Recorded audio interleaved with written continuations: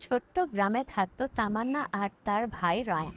তামান্না class 6-এ পড়ে, Ryan class 3-তে। দুজনের মধ্যে রোজ ঝগড়া হতো, কিন্তু তেমনে অদৃশ্য একটা মায়ার সুতো তাদের জড়িয়ে রাখত। একদিন বিকেলে তামান্না স্কুল থেকে ফেরার পথে মায়ের দেওয়া 10 টাকা দিয়ে একটা ছোট চকলেট কিনে।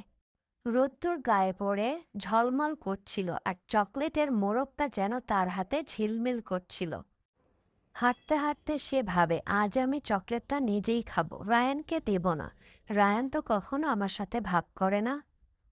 কিন্তু বাড়ির গেটে পৌঁছানোর আগে সে শুনতে পেল রায়ান কাঁদছে।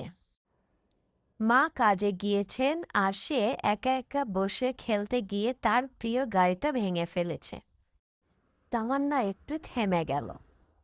তারপর ধীরে ধীরে রায়ানের কাছে গিয়ে বলল, তোর জন্য কি এনেছি দেখ। রায়ানের চোখ মুছে উঠল চকচকে হয়ে। চকলেট! তামান্না হেসে বলল, আধাটা তোর, আধাটা আমার, কিন্তু বড়টা তুই খাস। রায়ান চকলেটটা হাতে নিয়েই বলল, তুই বড়, বড়টা তুই খা। আমি তো তোর ছোট ভাই, তাই না? আমি ছোটটাই খাবো।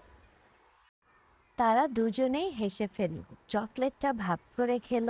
ঝগড়া থাকলো, কিন্তু তার নিচে রয়ে গেল ভালোবাসার এক অদৃশ্য অমূল্য বন্ধন।